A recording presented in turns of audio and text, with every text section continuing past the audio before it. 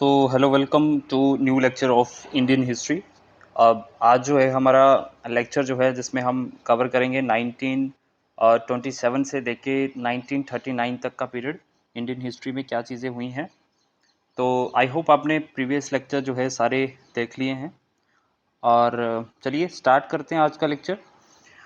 आज जो है दोस्तों सबसे पहले हम साइमन कमीशन के बारे में जानेंगे और इससे रिलेटेड जो है क्वेश्चन पूछते हैं।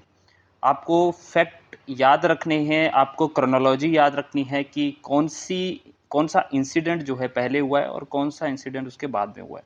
ठीक है, इस तरह से जो है HP+B में क्वेश्चन पूछे जाते हैं। स्टार्ट करते हैं साइमन कमीशन से। सो अगर साइमन कमीशन की बात करें उस समय हमारे secretary of state for India जो थे वो थे लॉर्ड बिरकिनहेड। ठीक है, लॉर्ड बिरकिनहेड जो थे उस समय हमारे secretary of state for India थे। अब यहाँ पे ये जो है अनाउंस करते हैं अपॉइंटमेंट ऑफ स्टैट्यूटरी कमीशन। ठीक है, देखो साइमन कमीशन का दूसरा नाम था इंडियन स्टैट्यूटरी कमीशन। ठीक है, और ये याद रखना है कि अनाउंस कब हुआ था, 8 नवंबर 1927 को जो है ये अनाउंस हुआ था, लेकिन रिपोर्ट जो है ये 1929 में सबमिट करेंगे। ठीक, सो इंडियन स्टैट्यूटरी कमीशन या फिर साइमन कमीशन हो, सेम ही चीज़ है। 8 नवंबर 1927 को अनाउंस किया गया और इसमें जो है 7 मेंबर थे और सातों के साथ जो मेंबर थे वो सारे के सारे इंग्लिशमैन थे, इसलिए इसको वाइट कमीशन बोला गया था क्योंकि इसमें कोई इंडियन नहीं था। अब क्वेश्चन ये अराइज होता है कि ये साइमन कमीशन आया क्यों था।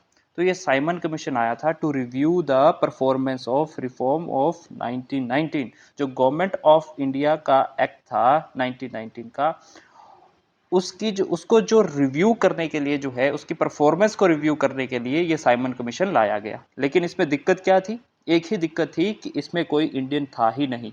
अगर इंडियन था ही नहीं तो कैसे आप यहाँ पे इसमें रिफॉर्म करेंगे, क्योंकि इंडियंस ही जानते हैं कि क्या जो है ज़रूरत है यहाँ पे रिफॉर्म करने की, राइट। सो ये चीज़ जो है आप देखेंगे और यहाँ पे आप देखिए कि representative was greeted with a strong protest. The Congress, at its session in Madras in December 1927, resolved the boycott of the commission. तो मद्रास सेशन जो होता है कांग्रेस का दिसंबर 1927 के अंदर, तो ये जो है कांग्रेस बायकॉट कर दी इस कमीशन को। लेकिन कुछ पार्टियां ऐसी थी जैसे कि मुस्लिम लीग पार्टी जिसके हेड उस समय थे मोहम्मद सफ़ी, ठीक है, जस्टिस पार्टी मद्रास की, यूनियनिस्ट पार्टी पंजाब में, सेंट्रल सिख संघ और ऑल इंडिया अछूत फेडरेशन जो है इसको अपोज नहीं करते, इस कमीशन को अपोज नहीं करेंगे, राइट। सो ये आपको मालूम होना चाहिए यूनियनिस्ट पार्टी कहाँ थी, पंजाब के अंदर थी। जस्टिस पार्टी अगर क्वेश्चन पूछा जाए ये मद्रास के अंदर सक्रिय थी, राइट। देखिए 2 बार जो है ये इंडिया में आते हैं। It paid 2 visits to India, March 1928 में, फिर अक्टूबर 1928 में एंड अप्रैल 1929 में। ठीक है, सो मेनली 2 विजिट जो है यहाँ पे ये करते हैं and each time it faced boycott, हर समय जो है इनको बायकॉट मिलता है, right. And the report of Simon omitted any mention of dominion status even as a distant goal and rejected all ideas of transfer of power at the center. तो यहाँ पे कोई भी डोमिनियन स्टेटस ना ही जो है पावर ट्रांसफ़र करने की बात की गई थी, जो अगर आप देखेंगे तो इंडियन नेशनल कांग्रेस जो है यहाँ पे डिमांड कर रही थी right from the government of India act जब आया। ठीक है, सो the proposal of Simon Commission were completely rejected by the major political parties in the country including the Muslim League. लेकिन जब साइमन कमीशन की रिपोर्ट आती है तो वो उसको मुस्लिम लीग बाद में रिजेक्ट करती है। अब देखो स्टार्टिंग में मुस्लिम लीग इसको रिजेक्ट नहीं करेगी, बाद में जो है यहाँ पे इन्होंने भी इसको रिजेक्ट कर दिया था साइमन कमीशन को। अब साइमन कमीशन के बाद कौन सा इंसिडेंट हुआ, नेहरू रिपोर्ट आती है। ठीक है, साइमन कमीशन को काउंटर करने के लिए बाद में, ठीक है, इसमें रिफॉर्म लाने के लिए जो है यहाँ पे नेहरू रिपोर्ट आती है। और ये आपने कंफ्यूज नहीं होना है कि नेहरू किसकी बात हो रही है, मोतीलाल नेहरू की। यहाँ पे मोतीलाल नेहरू की बात हो रही है, ना कि जवाहरलाल नेहरू की। तो उनके चेयरमैनशिप में जो है ये रिपोर्ट लाई जाती है। In response to the appointment of the commission and challenge given by the Lord Birkenhead, secretary of state India, the All India parties conference was called at Delhi on 12 February 1928. तो it was presided by M.A. Ansari. On 19th May 1928, its meeting at Bombay, All India Party Conference appointed a committee with Motilal Nehru its chairman. ठीक है, तो Nehru committee बनती है 19th मई को 1928 को बॉम्बे के अंदर, जिसके हेड होते हैं Motilal Nehru. The purpose was to consider and determine the principles of the constitution of India. अब कॉन्स्टिट्यूशन ऑफ फॉर इंडिया जो है यहाँ पे गठित करने की यहाँ पे बात होगी, राइट। और इस कमेटी में कौन कौन से मेंबर है आपको याद रखने नहीं है, एग्जाम पर्सपेक्टिव से नहीं है इंपॉर्टेंट, ठीक है, फिर भी एक बार जो है आप नज़र मार सकते हैं इस पर, लेकिन नहीं पूछा जाएगा आपको। अब इसकी रिकमेंडेशन देखेंगे तो इसकी रिकमेंडेशन क्या थी, ये बोलते हैं India must be given A dominion status, India को डोमिनियन स्टेटस मिलना चाहिए। राइट फ्रॉम 1919 के जो एक्ट है उसमें भी डोमिनियन स्टेटस नहीं दिया गया इंडिया को, ठीक है, तो इसलिए जो है यहाँ पे ये बार बार इसी डोमिनियन स्टेटस की बात करते हैं। India would be federation having bicameral legislature at the centre and which the ministry would be responsible. तो बाईकैमरल जो है लेजिस्लेचर होना चाहिए, यानी कि upper house and lower house होना चाहिए, ठीक है। सो ये चीज़ें इन्होंने मांगी, एंड साथ ही साथ जो है governor general would be only constitutional head in the same power as British crown. तो जो गवर्नर जनरल के पास जो है ज़्यादा पावर नहीं होनी चाहिए, he must be a constitutional head. जैसे अब आज के समय में हमारे प्रेसिडेंट होते हैं, तो वो जो है सिर्फ साइन करने का काम करेंगे, कोई भी काम है तो किसी भी चीज़ में हस्तक्षेप नहीं करेंगे, इसके लिए पर्टिकुलर गवर्नमेंट जो होगा, लेजिस्लेचर होगा, वो देखेगा, right. And there was no provision for separate electorate, citizenship was also defined and fundamental right और सिटीजनशिप के बारे में भी यहाँ पे बताया गया नेहरू रिपोर्ट के अंदर। अब एनुअल सेशन होता है इंडियन नेशनल कांग्रेस का कलकत्ता के अंदर दिसंबर 1928 में, जहाँ पे नेहरू रिपोर्ट को अप्रूव किया जाता है, and also served as the ultimatum on the British government to accept the Nehru report on 31 December 1929। और कहा जाता है कि 31 दिसंबर 1929 तक जो है, अगर आपने यहाँ पे इसको माना नहीं, साइन नहीं किए इस पे, तो हम जो है बाद में launch mass movement, they will launch mass movement, हम एक और जो है मास मूवमेंट चलेगा, और जिसमें हमारा गोल होगा पूर्ण स्वराज का, यानी कि कंप्लीट इंडिपेंडेंस का, राइट। सो ये नेहरू रिपोर्ट में बात करी गई। फिर ओपन सेशन होता है मुस्लिम लीग का दिल्ली के अंदर 28 मार्च 1929 को, जहाँ पे इन्होंने रिजेक्ट कर दिया था नेहरू रिपोर्ट को। तो याद रखना, मुस्लिम लीग ने नेहरू रिपोर्ट को रिजेक्ट किया था, ठीक है, and accepted the Jinnah 14 point. अब जिन्ना के कितने पॉइंट थे? 14 पॉइंट। अगर आपको क्वेश्चन ये नहीं पूछा जाएगा कि जिन्ना के 14 पॉइंट वो कौन से थे, ये एग्जाम पर्सपेक्टिव से आपके लिए इंपॉर्टेंट नहीं है, लेकिन ये जरूर मालूम होना चाहिए कि 14 पॉइंट्स किसने दिए थे, तो ये जिन्ना ने दिए थे, ठीक है, to counter Nehru report. Nehru report का समर्थन नहीं किया था मुस्लिम लीग ने। अब ये इंपॉर्टेंट नहीं है, लेकिन बस बेसिक आइडिया रख लीजिए कि नेहरू रिपोर्ट को उन्होंने एक्सेप्ट इसलिए नहीं किया on the ground that it discarded the separate electorate. जो इनको सेपरेट इलेक्टोरेट मिला था 1909 में, हमने देखा था जब गवर्नमेंट ऑफ इंडिया एक्ट आया था, ठीक है, तो उसमें जो है इनको सेपरेट इलेक्टोरेट दिया था, बट नेहरू रिपोर्ट इसके सख्त खिलाफ थी, तो इसलिए जो है यहाँ पे आते हैं। अब ये बहुत ही ज़्यादा इंपॉर्टेंट है लाहौर सेशन, ठीक है, मार्क कर लो इसको, बहुत ही ज़्यादा इंपॉर्टेंट है, क्वेश्चन पूछते हैं इसमें से। लाहौर सेशन जो हुआ था, कब हुआ था? दिसंबर 1929 में, ये आपको याद रखना है, दिसंबर 1929 में बहुत सारे जो है यहाँ पे निर्णय लिए गए, इसलिए जो है ये सेशन काफ़ी इंपॉर्टेंट है एग्जाम पर्सपेक्टिव से। और इसके हेड कौन थे? पंडित जवाहरलाल नेहरू, ठीक है। प्रेसिडेंट कौन थे लाहौर सेशन के, जो दिसंबर 1929 को हुआ था, उसमें जवाहरलाल नेहरू हेड थे, ओके।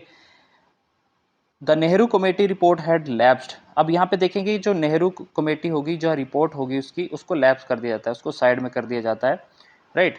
अब ये बोलते हैं हमें डोमिनियन स्टेटस नहीं चाहिए, अब हमें क्या चाहिए? अब हमें चाहिए कंप्लीट इंडिपेंडेंस, यानी कि पूर्ण स्वराज। अब यहाँ पे देखिएगा लाहौर सेशन में क्या मांग हुई थी, आपको याद रखना है कि पूर्ण स्वराज की मांग हुई थी, ठीक है। सो अभी डोमिनियन स्टेटस नहीं चाहिए, हमें अब पूरी आज़ादी चाहिए, राइट। जो भी इन्होंने और क्या इसमें डिसाइड किया कि जो भी फ्यूचर इलेक्शन होंगे उसको हम बाइकआउट करेंगे, राउंड टेबल कॉन्फ्रेंस डिसाइड होती है to be held in London should be boycotted, ठीक है। And a programme of civil disobedience was to be launched, तो सिविल डिसोबीडियंस मूवमेंट जो सविनय अवज्ञा आंदोलन है उसको हम लॉन्च करेंगे। Congress working committee allowed Gandhi to determine the time place and issue of the CD and was to be launch. Gandhi decided to inaugurate the movement by violating the salt law. अब गांधी को चुना जाता है कि आप जो है समय सारणी सारी तैयार करेंगे, कहाँ पे होगा, कितने बजे होगा, ठीक है, सीडीएम को कब हम स्टार्ट करेंगे। तो गांधी जी क्या करते हैं, सबसे पहले साल्ट लॉ को वायलेट करते हैं एंड जो है दांडी से यहाँ पे सविनय अवज्ञा आंदोलन को लॉन्च करेंगे, ठीक है। सो ये इंपॉर्टेंट चीज़ है। 31 December 1929 Jawaharlal Nehru the president of Congress unfurled the flag. देखो इन्होंने 31 दिसंबर 1929 को क्या है, लाहौर के अंदर रावी रिवर के किनारे पहली बार जो है आप देखेंगे जो भारत का फ्लैग है, ठीक है, इंडिपेंडेंस का फ्लैग है, उसको फहराया था। तो लाहौर सेशन जो है बहुत ही ज़्यादा इंपॉर्टेंट है, क्वेश्चन पूछा जाता है, ठीक है। पूर्ण स्वराज की भी यहाँ पे पहली बार डिमांड होगी। पहले स्वराज बोलते थे, अब पूर्ण स्वराज, कंप्लीट इंडिपेंडेंस हमें चाहिए। Congress working committee which met on 2 January 1930 decided that 26 January 1930 should be the observed at Purna Swaraj day. अब यहाँ पे कांग्रेस वर्किंग कमेटी ने क्या डिसाइड किया कि 26 जनवरी 1930 को हम क्या बनाएंगे, पूर्ण स्वराज डे, यानी कि इंडिपेंडेंस डे। और आज के समय में आप देखेंगे इंडिपेंडेंस डे हमारा 15 अगस्त को होता है ना, लेकिन 26 जनवरी को अब हम क्या बनाते हैं, रिपब्लिक डे को बनाते हैं, ठीक है। तो लेकिन स्टार्टिंग में क्या 26 जनवरी को ही हमने इंडिपेंडेंस डे मनाया था, राइट। सो ये जरूर आपको याद होना चाहिए। अब हम सिविल डिसोबीडियंस मूवमेंट को देखेंगे, इसका फर्स्ट फेज कैसे चलता है।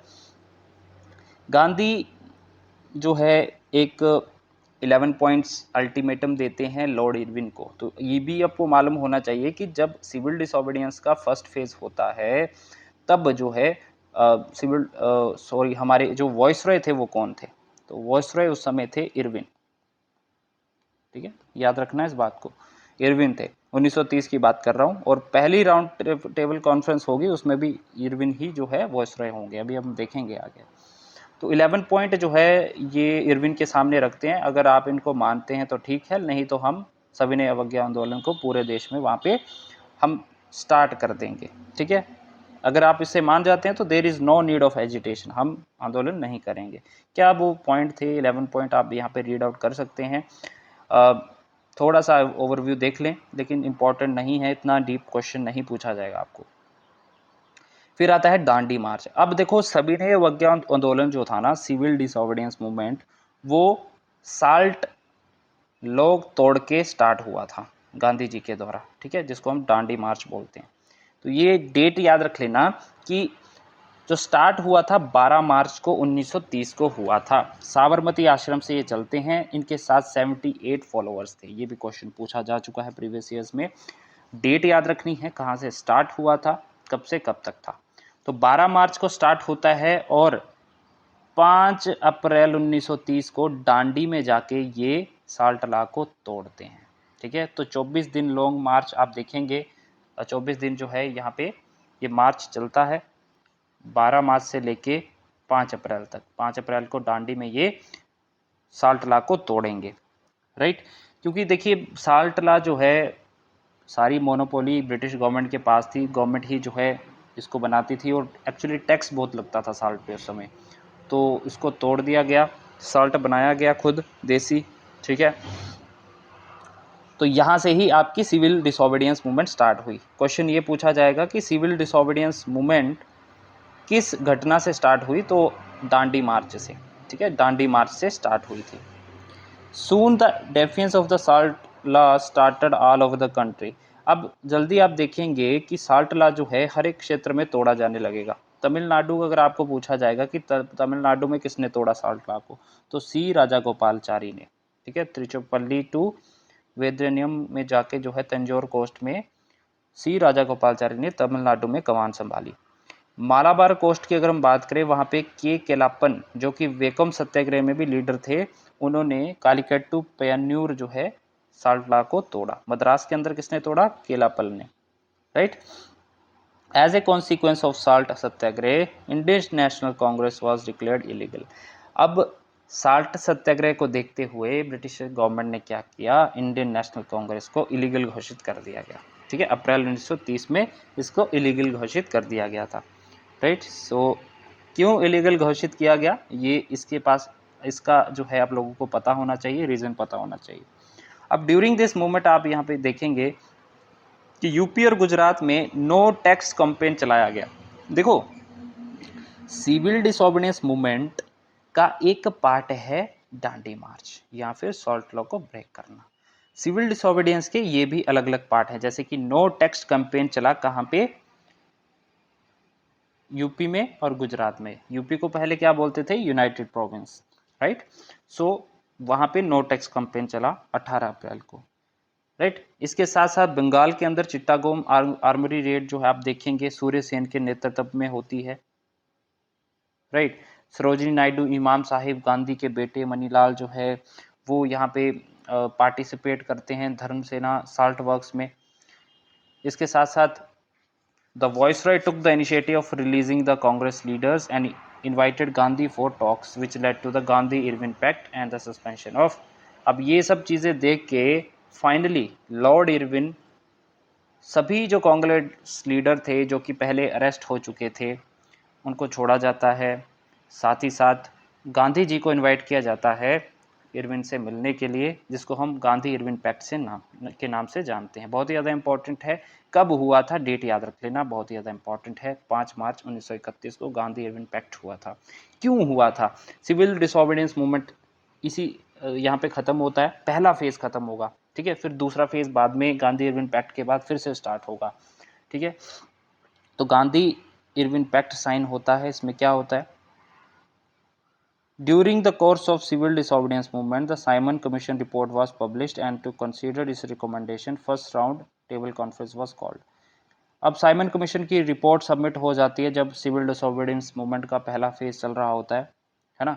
एंड इसकी रिकमेंडेशन को जो है कंसीडर करने के लिए फर्स्ट राउंड टेबल कॉन्फ्रेंस बुलाई जाती है, कहाँ पे, लंदन के अंदर, नवंबर 1931। ये आपको डेट याद रखनी है। पहली देखो 3 राउंड टेबल कॉन्फ्रेंस हुई थी, फर्स्ट याद रखनी है, सेकंड याद रखनी है, थर्ड याद रखनी है, इनकी डेट्स याद रखनी है आपको तीनों की, ठीक है। तो ये पहली कब हुई थी, नवंबर 1930 में, जिस समय वाइसरॉय कौन थे उस समय, क्वेश्चन पूछा जाए तो लॉर्ड इरविन थे उस समय, राइट। एंड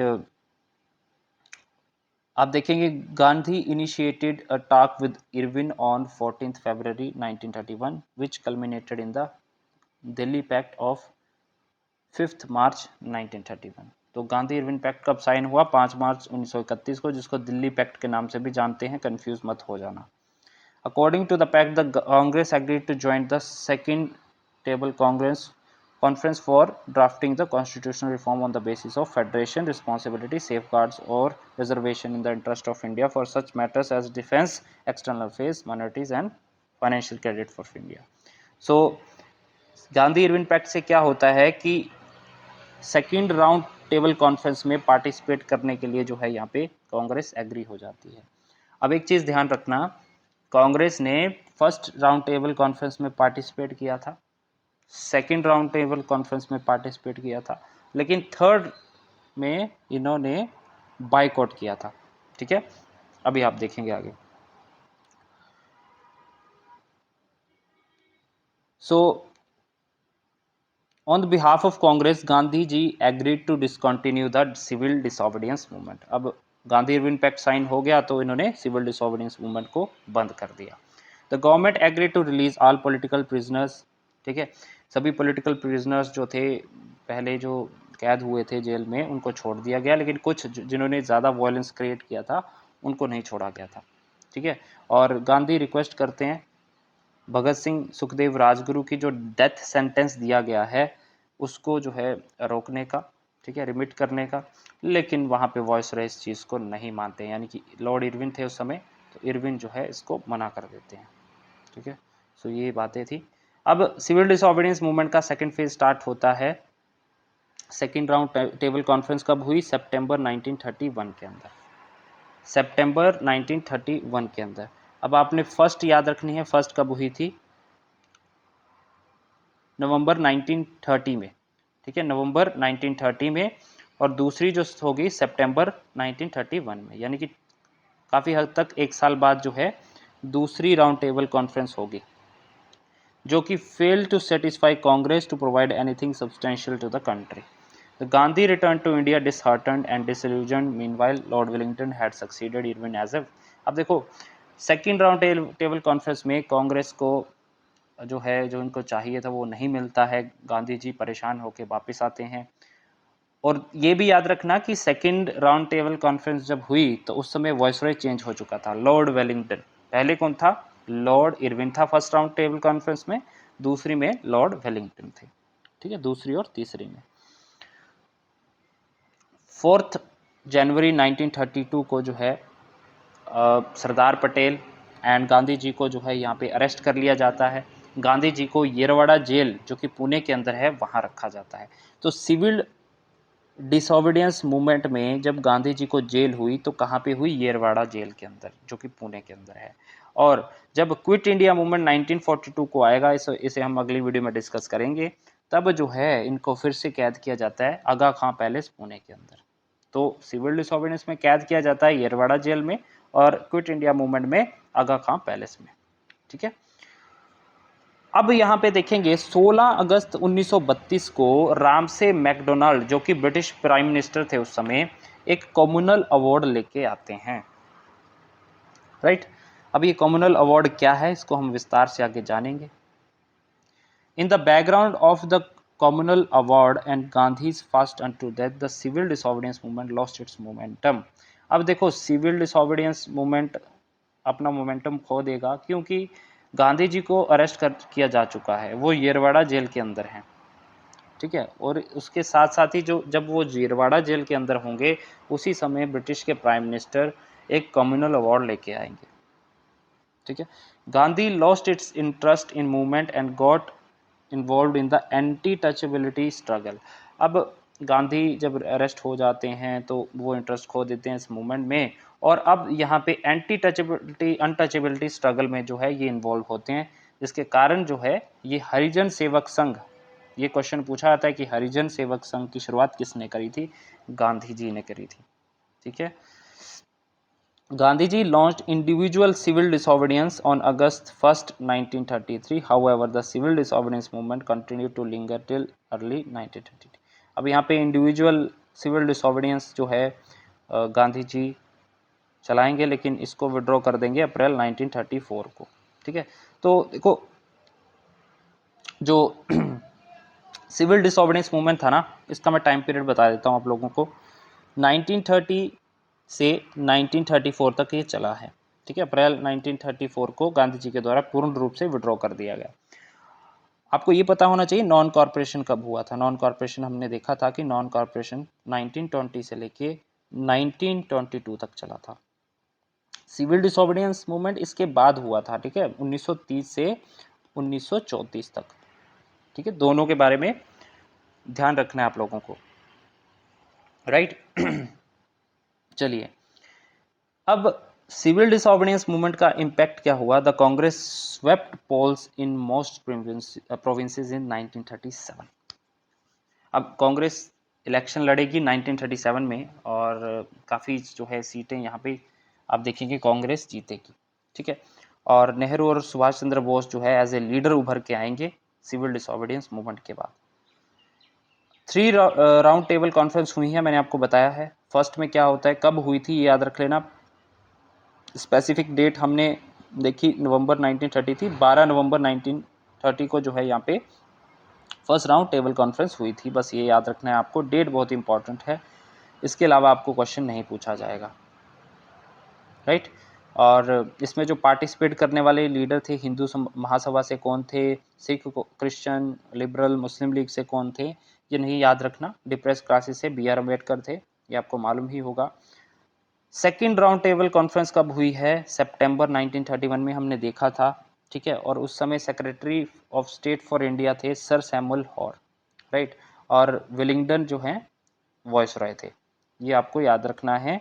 3-4 चीज़ें होती हैं जो कि आपको याद रखनी होती हैं। ठीक है, राउंड टेबल कॉन्फ्रेंस की डेट्स याद रखनी है, उस समय वॉइसरॉय कौन था, ये बहुत ज़्यादा इंपॉर्टेंट है। Secretary of state for India, ये नहीं भी याद रखेंगे चलेगा, वाइसरॉय याद रखना इंपॉर्टेंट है। ओके, अब कांग्रेस सस्पेंड कर चुकी है सिविल डिसऑर्डिनेंस मूवमेंट को, पहला फेज जो मैंने आपको बताया, ठीक है, और पूर्ण स्वराज का जो है यहाँ पे गोल अचीव करने की बात होती है। अब सेकंड राउंड टेबल कॉन्फ्रेंस में कांग्रेस की ओर से लीडरशिप कर रहे थे Mahatma Gandhi, Muslim Mohammad Iqbal, depress class से B R Ambedkar, liberals TB Sapru, capitalist G D Birla और बाकी ये। सेकंड राउंड टेबल कॉन्फ्रेंस क्यों जरूरी है? बिकॉज इसी में ही महात्मा गांधी ने पार्टिसिपेट किया था, ये याद रख लेना, ये क्वेश्चन पूछा जाता है कि बाकी जो दो थी first and third round table conference, उसमें महात्मा गांधी ने पार्टिसिपेट नहीं किया था, only second round table conference में ही महात्मा गांधी ने कांग्रेस की ओर से पार्टिसिपेट किया था। ठीक है, इस बात को याद रख लेना, इंपॉर्टेंट है। सेकंड राउंड टेबल कॉन्फ्रेंस में क्या रिकमेंडेशन हुई सेकंड सेशन में? The composition of Indian Federation, structure of federal judiciary, the mode of accession of states to federation, distribution of financial resources, not much important for your exam perspective। अगर आप शिमला की वो तैयारी करते हैं तब यहाँ पे थोड़ा सा डीपली पढ़ना पड़ेगा आपको, ठीक है, लेकिन फिर भी मैंने आपको नोट्स दे दिए हैं, ये बाद में भी आप लोगों को काम आएंगे, लेकिन आपने उसी तरीके से पढ़ना है जिस तरीके से एग्जाम में क्वेश्चन पूछते हैं। तभी मैं बार बार बोलता हूँ आप लोगों को प्रीवियस पेपर उठा के देखो काइंडली, उसमें हिस्ट्री के किस तरह के क्वेश्चन पूछे जा रहे हैं मॉडर्न में से, और आपको मैं गारंटी देता हूं कि आपको फैक्ट बेस जो है क्वेश्चन ही पूछे जाएंगे, या तो डेट पूछ लेगा या फिर किसी लीडर का नाम पूछ लेगा उसमें से, ठीक है। सो ये आपको याद रखना है। ओके, आगे देखेंगे थर्ड राउंड टेबल कॉन्फ्रेंस कब हुई है, इसकी डेट याद रख लेना, 17 नवंबर 1932 में। तो पहली कब हुई? पहली नवंबर 1930 के अंदर, दूसरी जो हुई वो आपकी सितंबर 1931 के अंदर, और तीसरी कब होगी? नवंबर 1932 के अंदर, यानी कि एक एक साल के बाद आप देखेंगे, ठीक है। पहली जो थी वो दोनों नवंबर में हुई थी, पहली वाली 12 नवंबर को हुई थी, तीसरी वाली 17 नवंबर को, ठीक है। तो ये याद रख लीजिए, डेट इंपॉर्टेंट है, और कांग्रेस ने इसको पूर्ण रूप से बायकॉट कर दिया था, ठीक है। और इसमें जो प्रोमिनेंट मेंबर थे दो थे, दैट इज टीबी सप्रू और अंबेडकर। अब ये भी क्वेश्चन दोस्तों पूछा जाएगा कि कौन से ऐसे लीडर थे जिन्होंने तीनों में पार्टिसिपेट किया था, first round table conference, second में भी और थर्ड में भी? तो वो थे B R Ambedkar, depress classes को जो है ये लीड कर रहे थे, तो तीनों में बी आर अम्बेडकर प्रेजेंट थे, लेकिन सेकंड में कौन प्रेजेंट था? महात्मा गांधी। ओके, नेक्स्ट अब देखेंगे कॉमनल अवार्ड और पूना पैक्ट, इंपॉर्टेंट है। कॉमनल अवार्ड कब आया था? डेट याद रख लेना, 16 अगस्त को 1932 को, उस समय प्राइम मिनिस्टर थे रैमसे मैकडोनाल्ड, ठीक है। प्रपोजल ऑन माइनॉरिटी रिप्रेजेंटेशन, अब माइनॉरिटी रिप्रेजेंटेशन के ऊपर बेस्ड था ये कॉमनल अवार्ड, राइट। आप देखेंगे यहाँ पे डिवाइड एंड रूल पॉलिसी खेली थी मैकडोनाल्ड ने, यहाँ पे पूर्ण रूप से जो कम्युनिटीज़ हैं उनको तोड़ दिया। देखिए कैसे, अकॉर्डिंग टू दिस अवार्ड जो मुस्लिम होंगे, क्रिश्चियन होंगे, एंग्लो इंडियन होंगे, यूरोपियन होंगे, सिख वोटर होंगे, वो जो है अपनी कैंडिडेट को जो है सेपरेटली इलेक्ट करेंगे, ठीक है। Would elect their candidate by voting in separate communal electorate, तो उनका जो सेपरेट कम्युनल इलेक्टोरेट होगा, पहले तो सिर्फ मुस्लिम को दिया था, याद करो 1909 के अंदर, अब किसको दे दिया? इन सभी कम्युनिटी को, हिंदू में साइड कर दिया। देखो हिंदू की मेजोरिटी उस समय भी ज़्यादा थी, ठीक है, उनको अलग कर दिया गया, उनसे जो है इन लोगों को अलग कर दिया गया है, तो सेपरेट इलेक्टोरेट इन सभी को मिल गया यहाँ पे, ठीक है। अब this the award declared the depressed classes officially described as scheduled caste also to be a minority community. अब जो डिप्रेस क्लास थी पहले इसको माइनॉरिटी कम्युनिटी का दर्जा नहीं था, अब इसको माइनॉरिटी कम्युनिटी का दर्जा दे दिया गया एंड सेपरेट इलेक्टोरेट इनको भी दे दिया गया, माइनॉरिटी कम्युनिटी को। अब देखिए पहले जो माइनॉरिटी कम्युनिटी थी ये हिंदूज के अंदर ही आती थी, जो हिंदू कम्युनिटी है, लेकिन अब जो है इसको सेपरेट कम्युनिटी माना गया है, यानी कि शेड्यूल्ड कास्ट, ठीक है, right, and separated from them from the rest of the Hindus. They also had the right to vote in the remaining general constituencies also. अब ये अपनी कम्युनिटी में वोट देंगे ही, लेकिन ये साथ ही साथ जो जनरल कॉन्स्टिट्यूंसीज है जिसमें हिंदूज आते हैं उनमें भी जो है ये वोटिंग कर सकते हैं, ठीक है। तो इस तरह की बातें जो है आप देखेंगे यहाँ पे होती हैं, और ऑब्वियसली बी आर अम्बेडकर तो इस बात से खुश थे, right. And Gandhi ji reacted strongly to the proposal, Gandhi ji इसके सख्त खिलाफ थे, एंड ब्रिटिश प्राइम मिनिस्टर को पत्र भी लिखते हैं, और साथ ही साथ जो है अपना फास्ट टू डेथ को स्टार्ट करते हैं 20 सितंबर 1932 को। एंड इसके साथ साथ इसी के दिन टेम्पल वेल जो हैं, कुएं हैं, उसमें सभी जो है उनको ओपन कर दिया जाता है डिप्रेस क्लासेस के लिए। Pandit Madan Mohan Malaviya summoned a conference of various caste and political parties including B R Ambedkar to sort out the issue. अब बी आर अम्बेडकर को बुलाया जाता है और बाकी पॉलिटिकल पार्टी से उनसे डिस्कस किया जाता है कि इस इशू को कैसे रिजॉल्व किया जाए, क्योंकि कुछ कम्युनिटी, ये तो कम्युनिटीज़ जो है खुश थी, राइट, लेकिन इससे काफ़ी दिक्कत होगी आने वाले समय में, इनको पता था कि हमें तोड़ने की कोशिश कर रहे हैं। अब जब 6th डे आता है गांधी के फास्ट का 25 सितंबर को, यहाँ पे एक एग्रीमेंट साइन होगा जिसको हम बोलते हैं पूना पैक्ट। किसके किसके बीच में हुआ था? गांधी और अम्बेडकर के बीच में, ये याद रख लेना। पूना पैक्ट किसके बीच में हुआ था? गांधी और अम्बेडकर के बीच में। अब क्या डिसाइड होता है आप देखिए, जॉइंट और common electorate except for all Hindus, joint और कॉमन इलेक्टोरेट जो है एक्सेप्ट होता है। 48 seat in different provincial legislature were reserved for the depressed classes in place of 71। पहले क्या था ना कि जो कम्युनल अवार्ड था, ब्रिटिश गवर्नमेंट ने क्या किया कि 71 पोस्ट जो हैं हम डिप्रेस क्लासेस के लिए रखेंगे रिजर्व, लेकिन गांधी और जो बी आर अम्बेडकर हैं उनके बीच में डिसाइड होता है कि हम सिर्फ 48 सीट जो है रिजर्व करके रखेंगे डिप्रेस क्लासेस के लिए। तो गांधी और इनके बीच में बातचीत करके गांधी जी ने इनको मनाया, तो यहाँ पे 71 से ये 48 सीट करेंगे। सेंट्रल लेजिस्लेचर में, यहाँ पे प्रोविंशियल लेजिस्लेचर की बात हो रही है, यानी कि प्रोविंसेस जो स्टेट हैं उसमें।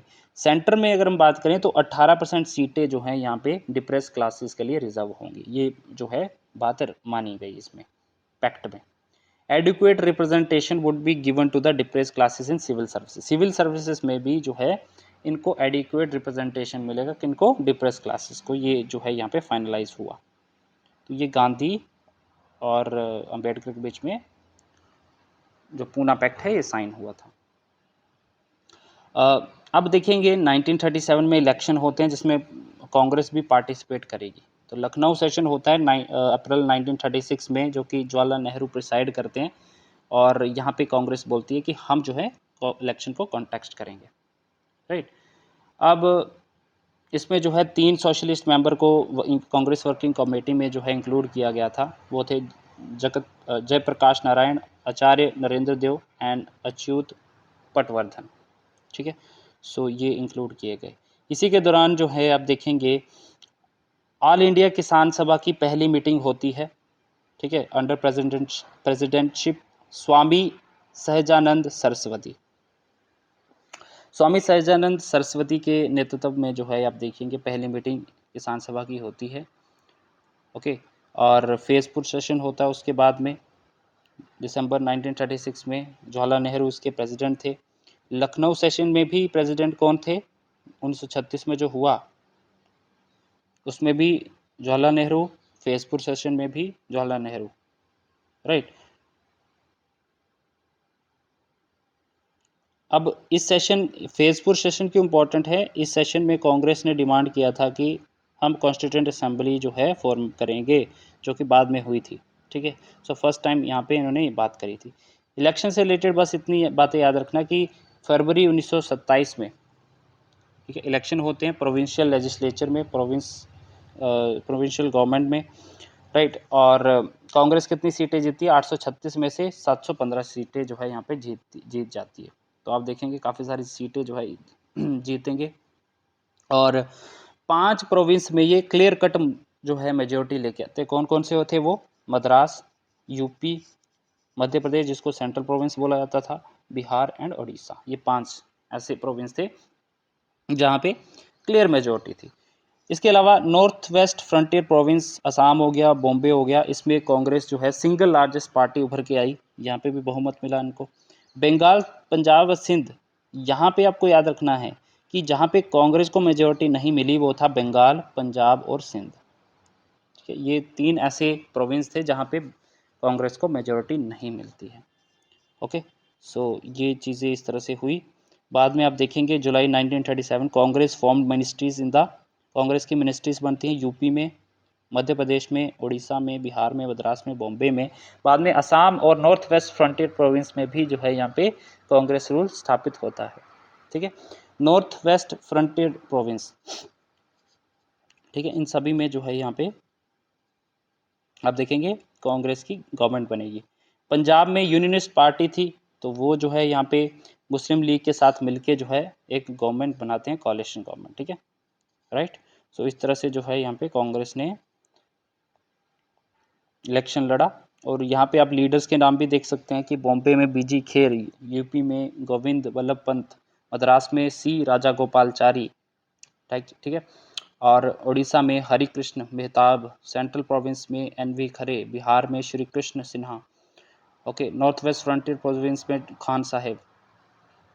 बंगाल में आप देख सकते हैं, बंगाल में इनको मेजोरिटी नहीं थी, सो यहाँ पे कृषक प्रजा पार्टी जीतती है। सिंध है, असम है एंड पंजाब है, राइट। सो इस तरह से यहाँ पे आप देखेंगे।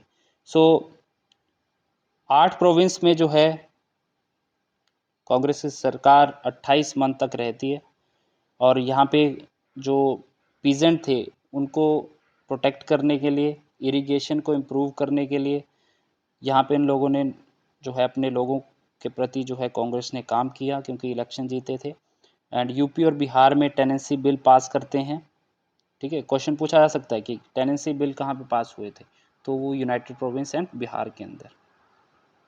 ओके, सो बस ये सब चीज़ें हैं जो आपको याद रखनी है। ठीक है, जो भी इम्पोर्टेंट था मैंने आपको बता दिया है, एक बार खुद रीड आउट करें। इसमें से जो इम्पोर्टेंट फैक्ट थे वो मैंने आपको बता दिए हाईलाइट करके। ठीक है, सो ये था 1939 तक हम कवर कर चुके हैं।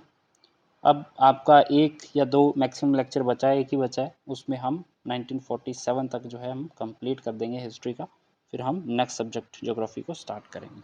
ठीक है, मिलते हैं नेक्स्ट लेक्चर HPGK के। Bye bye.